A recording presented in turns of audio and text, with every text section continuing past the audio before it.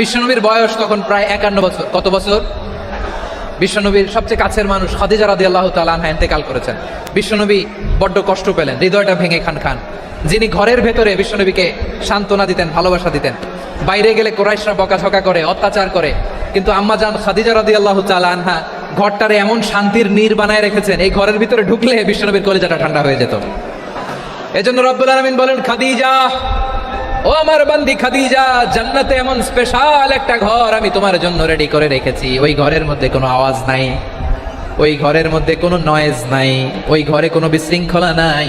কারণ মক্কার জমিনে আমার নবী কুরাইশদের বিশৃঙ্খলা, নয়েজ আর ঝামেলাগুলোকে উপেক্ষা করে যখন তোমার ঘরের ভিতরে ঢুকতো, ঘরটারে তুমি শান্তির নীড়, ঠান্ডা, নীরব, নিস্তব্ধ, নিঝুম আর শান্তির নীড় বানিয়ে রেখেছো। এজন্য জান্নাতে স্পেশাল একটা শান্তির নীড় আমি তোমারে উপহার দেবো।